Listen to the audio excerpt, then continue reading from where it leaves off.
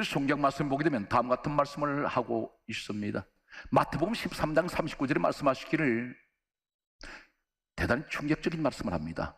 가라지를 뿌린 원수는 마귀요, 그렇게 말씀하셨습니다. 교회 안에 가라지가 있다는 것입니다. 이 가라지는 어떠한 헬라 원어를 가지고 있냐면 지자니온이라는 헬라의 원어가 있습니다. 이 지자니온, 이 말이 무슨 말이냐면 독볼입니다. 독이 있는 볼이란 말입니다.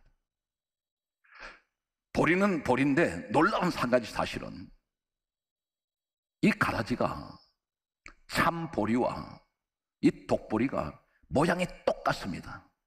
그런데 열매는 달라요. 이 독보리 먹으면 사람 죽습니다. 치명적인 독을 가지고 있습니다. 누가 뿌렸습니까? 마귀가 뿌렸다는 것입니다. 교회 안에 독을 뿜어내는 가라지가 있다는 것입니다. 이 독을 뿜는 것이 어떤 것입니까? 죽이는 일입니다. 열심히 은혜 생활하는 사람에게 옆에서 독보리 역할을 하는 사람이 있습니다. 지잔니온이라는 자가 있습니다. 이 사람 태클을 걸습니다. 부정적인 말을 집어넣습니다. 사람이 예배드리는 사람이 예배를 못 드리도록 마비시켜버립니다. 기도하는 사람은 기도 못하게 만듭니다. 독이 번져서 마비가 됩니다. 사지가 마비가 되어버립니다. 이 가라지, 주님께서 이렇게 말씀합니다. 오늘 성경 말씀 보게 되면 마태복음 13장 40절에 말씀합니다. 가라지를 거두어 불에 사르리라, 그렇게 말씀하시면서 세상 끝에도 그러하리라 그렇게 하셨습니다. 세상 끝에 그러하다고 말씀합니다. 세상 끝에는 마지막 때가 올수록 가라지가 점점 우죽순처럼 퍼져나간다는 겁니다. 독버섯처럼. 우리 주변에 이런 가라지 많습니다. 그런데 제자들이 이렇게 말합니다. 가라지 뽑아버릴까요? 그렇게 말했더니 예수님께서 다음 같은 말씀을 하십니다. 마태복음 13장 30절에 말씀하시기를 추수 때까지 가라지 뽑지 말고 함께 자라게 하라, 그렇게 말씀합니다. 참 보리, 참 성도 옆에 이 가라지를 그대로 두라는 것입니다. 뽑아내지 말라는 것입니다. 참고로 왜 그렇습니까? 반드시 이 가라지 옆에는 참 성도가 있습니다. 그런데 이 가라지 모습이 어떤 것이냐면 실제로 팔레스타인, 오늘 성경 배경하고 있는 팔레스타인에 보게 되면 그 배경을 하고 있는 오늘 내용은 이 가라지는 땅 밑에 뿌리를 내렸을 때에 자신 스스로 영양분을 빨아들인 것이 아니라 옆에 있는 참 볼이 그 뿌리를 감고 있습니다. 그 영양분을 빨아먹고 있습니다. 그래서 이 가라지를 뽑다 보면 참 보리가 같이 뽑혀 나갑니다. 그래서 우리 주님 하실 말씀은 추수 때가 언제입니까? 이 땅 우리가 떠날 때입니다. 그때 가서 보자. 그때 심판하시겠다는 것입니다. 주님은 절대 중간 결산을 하지 않습니다. 우리 주변 옆에 사람이 아무리 악한 짓을 했어도 주님은 끝까지 지켜보고 계십니다. 그래서 마지막 때, 이 땅 떠날 때에 심판대 앞에 세우게 되신다는 사실을 말씀하고 있습니다. 오늘 성경 속에는 위대한 믿음의 사람들이 많이 소개되고 있습니다. 그 가운데 우리 하나님께서 특별하게 사랑하셨던 한 사람이 있습니다. 이 사람이 없었으면 성경, 구약 성경부터 시작되는 이 내용들이 인류 역사가, 하나님의 역사가 이루어질 수 없을 만큼 대단히 중요한 사람이 있습니다. 이 사람 바로 야곱입니다. 야곱을 통해서 12아들이 태어났고 12아들을 통해서 12지파가 형성됩니다. 넷째 아들 유다를 통해서 예수 그리스도께서 오시게 됩니다. 바로 이 유다를 통해서 다윗 왕이 세워졌고 그 혈통입니다. 그래서 이 12지파를 통해서 오늘날 이 야곱의 후손들은 바로 그 자손들이 이스라엘, 즉 국가를 건설한 바로 그 사람들이 이 야곱의 자손들입니다. 야곱은 처음에 대단히 훌륭했던 사람이었을까요? 그렇지 않습니다. 상상을 초월하는, 형편없는, 도저히 하나님이 이런 사람을 어떻게 선택하셨을까? 우리 모습이기도 합니다. 내 모습 내가 스스로 돌아올 때 하나님 앞에 너무 부끄러울 때가 있습니다. 어떻게 이런 모습으로 내가 하나님 앞에 내가 설 수 있으며 한 자녀라고 할 수 있으며 내가 어떻게 하나님 일을 한다고 할 수 있을까? 내가 내 스스로 보기도 너무 모순투성이의 모습을 발견할 때가 있습니다. 성경 말씀을 소개합니다. 하나님께서는 이 야곱을 그 어머니 리브가의 태중에서 잉태가 되었을 때 창세기 25장 23절 말씀을 보게 되면 쌍둥이로 태어나는 먼저 태어났던 에서, 두 번째 태어난 야곱. 이때 하나님께서는 이렇게 말씀합니다. 그가 태어나기도 전에 바로 이 야곱의 아버지 되는 이삭에게 하나님께서 미리 말씀하셨습니다. 큰 자가 어린 자를 섬기리라. 이미 택하셨습니다. 언제? 태중에서. 큰 자는 에서이고 작은 자는 야곱입니다. 그러니까 큰 자 에서가 작은 자를 섬길 것이라 했습니다. 하나님은 누구를 선택합니까? 야곱을 선택하셨습니다. 이 모습이 시대가 다르고 사람은 다르고 장소가 다릅니다. 그런데 동일하게 야곱에게 함께 하셨던 하나님은 지금 우리에게 함께 하신 하나님이십니다. 그런데 에베소서 1장 4절은 이렇게 말씀하고 있습니다. 창세전에 누구든지 그리스도 예수 안에 있는 사람은 하나님께서 택하셨습니다. 지금 우리가 택함 받았습니다. 어디에 계십니까? 예수 그리스도 안에 계십니다. 그런데 택함 받았는데, 야곱도 택함 받았는데, 나도 택함 받았는데 내 모습이 전혀 은혜롭지가 않습니다. 모순투성입니다. 야곱을 소개합니다. 택함 받았던 야곱, 어떤 모습이었을까요? 성경 말씀을 보게 되면 이렇게 기록하고 있습니다. 그에게는 유일하게 형제라고는 에서 한 사람밖에 없습니다.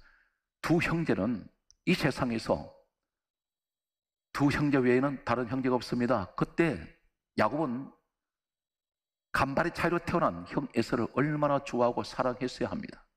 그런데 이 사람은 어떤 모습을 가지고 있습니까? 창세기 25장 31절 말씀 보게 되면 배가 고파하는 이 에서를 보고 죽 한 그릇을 주면서 조건을 말합니다. 형의 장자 명분을 내게 달라, 이렇게 말합니다. 비정한 사람입니다. 냉정한 사람입니다. 대단히 계산적입니다. 죽 한 그릇도 세상에 하나밖에 없는 그 형에게 죽 한 그릇 그냥 두지 않습니다. 형의 장자 명분, 이것을 탐을 냈습니다. 형이 가지고 있는 장자 축복권을 뺏으려고 했습니다. 결국은 죽 한 그릇 주면서 그 장자 명분을 빼앗았습니다.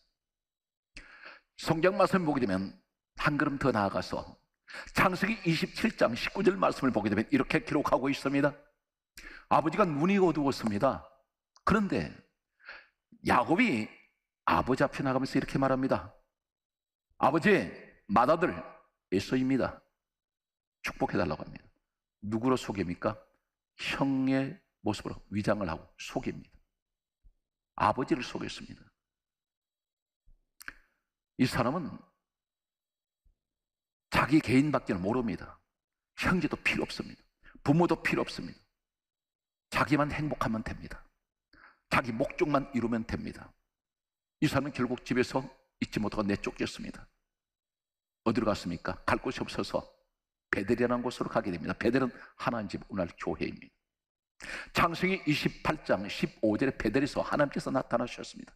그리고 야곱에게 이렇게 말씀합니다.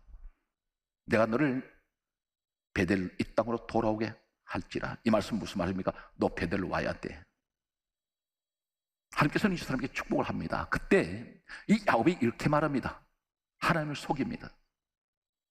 창세기 28장 22절에 보게 되면 내가 세운 이 돌이 하나님 집이 될 것입니다. 이 말은 하나님, 제가 베들로 와서 성전 세우겠습니다.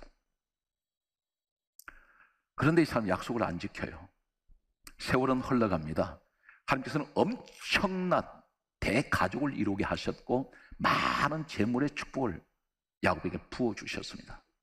그런데 하나님과의 약속을 지키지 않습니다. 어디로 갑니까? 창세기 33장 17절에 숫곳이라는 향락의 지금으로 말하는 도시입니다.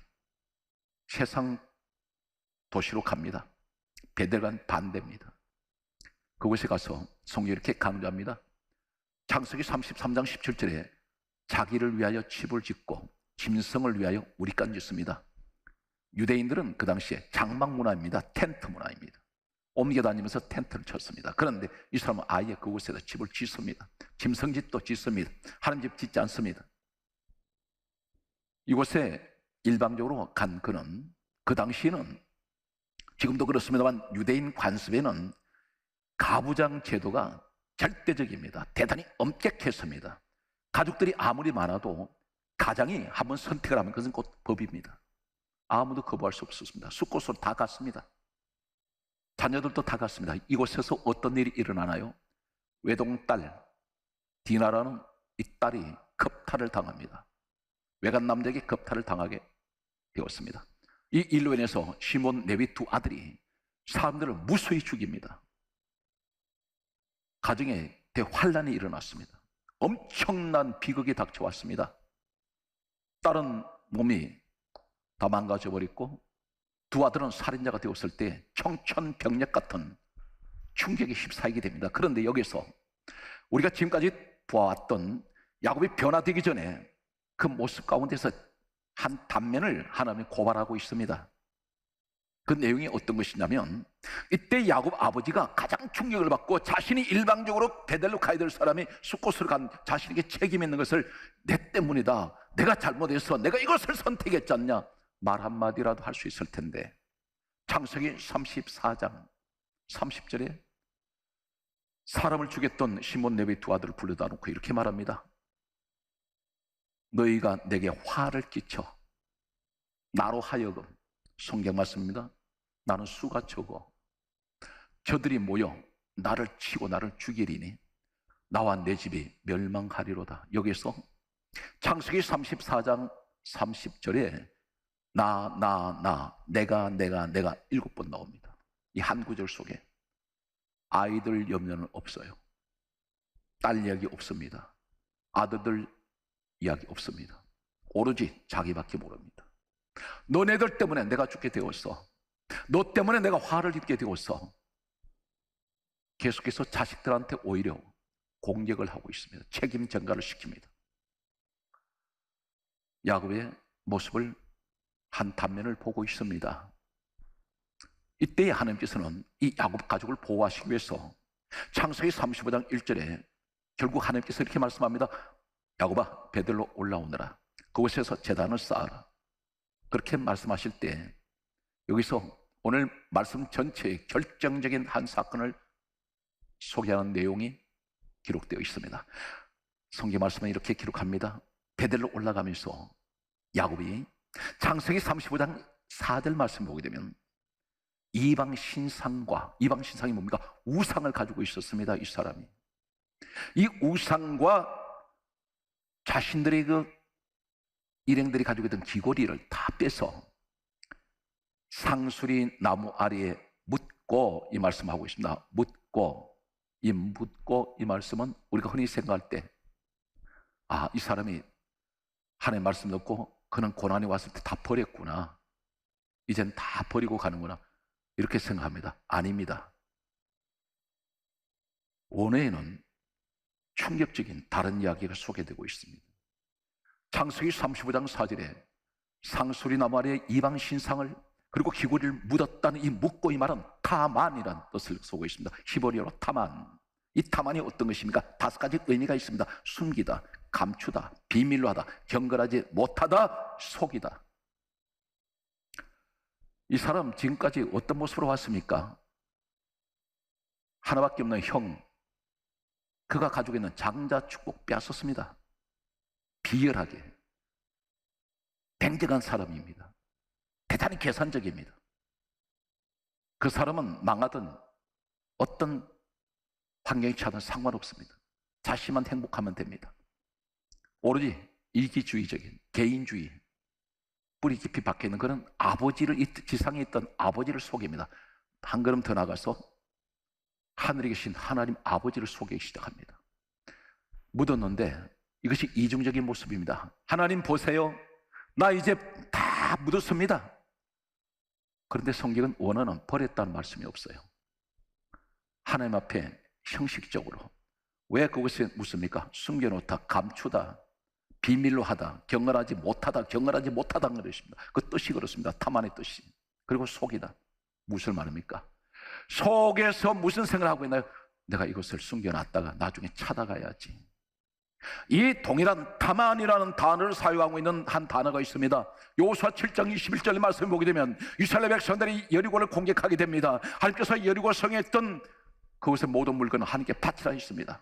그런데 아간이라는 사람이 하나님 말씀을 불순종하고 여리고에 있던 물건을 훔쳤습니다. 훔쳐서 장막에 있는 그것의 밑에다가 감추고, 이 말씀 감추고, 이 말이 타만입니다. 아간이 감추는 것은 아간이 언젠가는 찾아갈 것입니다. 바로 그 타만은, 이 사람 야곱은 몸에 배에 있는 근성이 어떤 것이냐면 속이는 데 전문가입니다. 이 사람은 하나님까지 속였습니다. 베델에서 약속 같은 했던 것 속였습니다. 약속 안 지킵니다. 필요할 때만 하나님을 찾습니다. 우리 가운데 내 마음속에는 예수를 두고 없어요. 하나님이 안 계십니다. 전부 정욕적이요 육신적인 생각으로 교회 나와서 앉았다면 하나님보다는, 감사보다는 내 욕심을 채우기에 급급합니다. 이건 내놓으세요, 저건 내놓으세요. 그것이 대표적으로 마당 신자의 모습입니다. 하나님 응답하지 않습니다. 성경은 성경대로 올바르게 전해야 될 의무가 있기에 제가 여러분에게 소개합니다. 그런데 이 야곱이 그것을 하나님을 속일 때 하나님은 꿰뚫어 보고 계세요.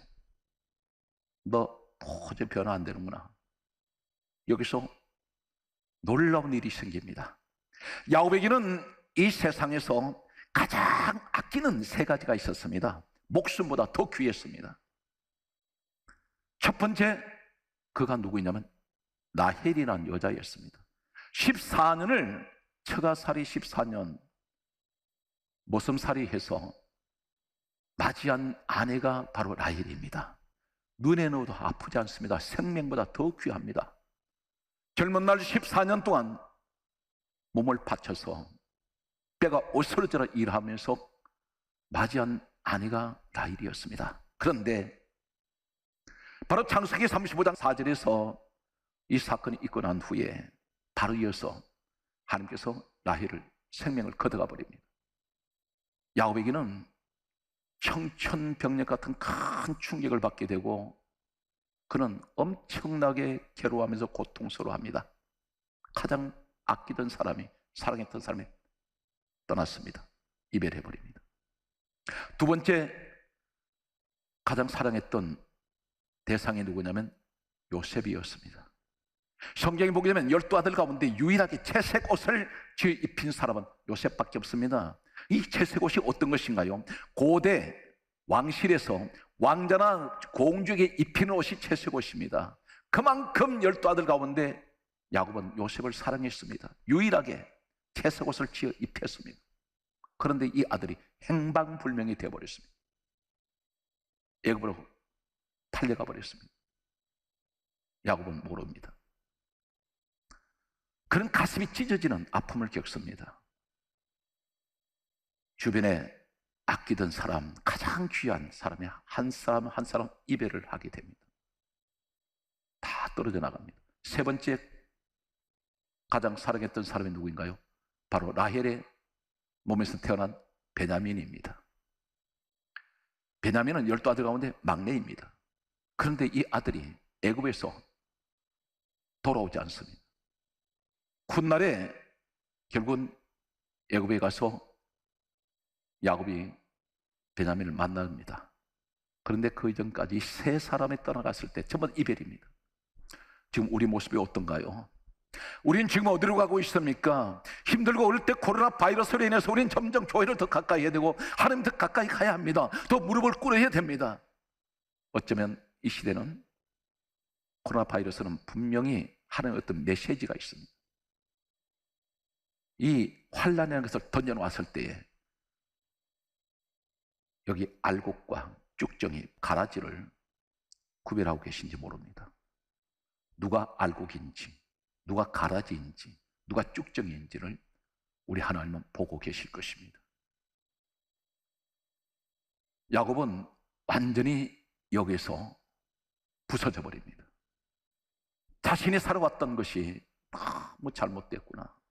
수단 방법을 가리지 않고 달려왔는데 결국은 내 주변에 한 사람 한 사람 다 떠나가는 모습을 보면서 이 사람은 깨닫기 시작합니다. 그래서 그는 어떻게 달라집니까? 여기에서 완전히 사람이 거듭나 버립니다. 오늘 사랑하는 성도들은 우리는 이 코로나 바이러스를 통해서 재난 시대를 맞이하면서 우리가 완전히 변화될 수 있는 하나님 사람으로 옮겨가시는 여러분 되시기를 간절하게 소원합니다. 오늘 성경 말씀은 이렇게 기록합니다. 그가 어떻게 변했나요?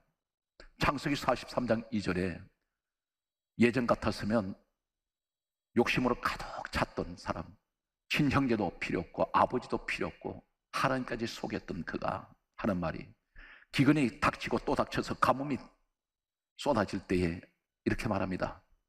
애굽으로 아들들을 양식을 구하러 보내면서 하는 말이 창세기 43장 2절에 양식을 조금 사오라.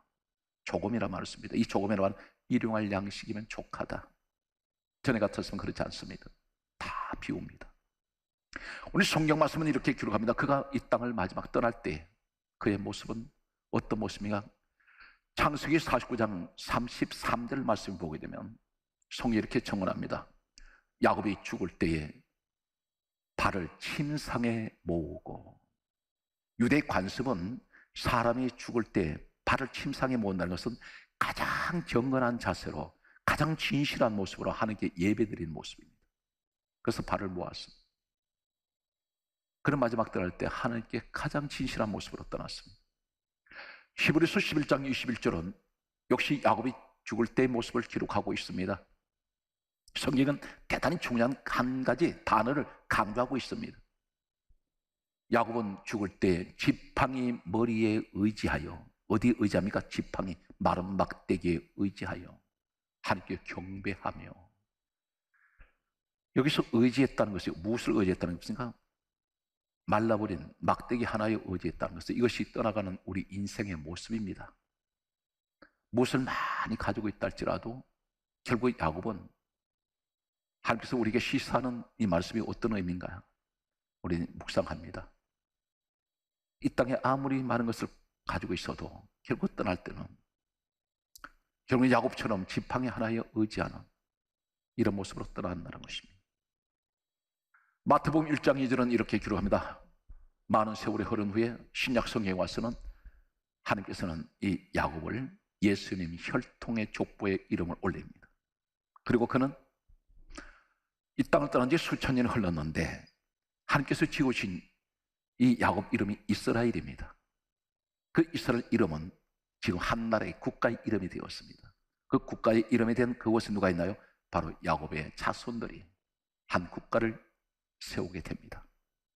지금 그들을 가리켜 유대인이라고 부릅니다. 이 유대인들은 어떤 특징을 가지고 있을까요? 지금 우리 눈으로 보고 있습니다. 노벨상을 가장 많이 받은 민족이 유대민족입니다. 뛰어난 머리를 가지고 있습니다.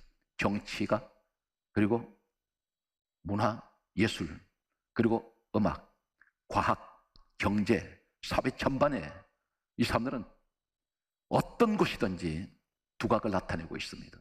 하나님께서 이 사람들에게 축복을 부어줍니다. 자손의 축복입니다. 세계 경제를 움직이는 사람들 유대인들입니다. 이 사람들을 능가할 수가 없습니다. 오늘 성경 말씀은 결론을 이렇게 내던짓습니다. 에베소서 4장 22절에 다음과 같은 말씀을 합니다. 너희는 유혹의 욕심을 따라 썩어져가는 구습을 쫓는 옛사람의 행위를 벗어버려라. 이 말씀 무슨 말입니까? 우리에게 말씀합니다. 유혹의 욕심이라 있습니다. 세상 것은 우리를 많이 유혹을 합니다. 그런데 성경 말씀은 그것이 썩어져가는 것들이에요. 썩은 것들이라는 것입니다. 구습입니다. 나의 과거의 모습은 나 구습의 모습에 처져 있었는데 하나님 이제는 이 모든 행위를 벗어버리기 원합니다. 다 벗어야 됩니다. 골로새서 3장 9절에 이렇게 말씀합니다. 너는 거짓말 하지 말라. 하나님 앞에 와서 거짓된 모습 보이지 말라 말씀합니다. 진실한 마음을 원하십니다. 그러면 사실 말씀이 옛사람과 그 행위를 벗어버리라. 말씀의 결론입니다. 예수님께서 십자가에 고난을 당하실 때 옷을 다 벗기셨습니다. 왜 벗기셨을까요? 발가 벗기셨습니다. 바로 우리 죄 때문입니다. 나는 포장하고 있습니다. 날마다 허세를 부리고 있습니다. 날마다 내 겉모습은 위장된 모습이었습니다. 전부 나를, 속 사람은 그렇지가 않는데 전혀 겉다르고 속 다른 모습으로 살아왔습니다. 그런데 이러한 모든 죄투성을 뒤집어 쓴 이 모습을 우리 주님이 대신 발가벗겨 버리십니다. 나는 벗지 않습니다. 주님이 벗으셨습니다. 내가 벗어야 되는데. 사랑하는 성도 여러분, 힘들고 어려운 시대를 살아가면서 특별히 여러분 마음속에 주님이 계셔야 합니다. 주님이 계시지 않으면서 교회에 나와 계신 것은 가장 비극적인 인물이요, 불행한 사람입니다. 내 마음속에 이런 고백하십시오. 내가 살든지 죽든지 나는 주를 위해서 죽고 주를 위해서 살기 원합니다.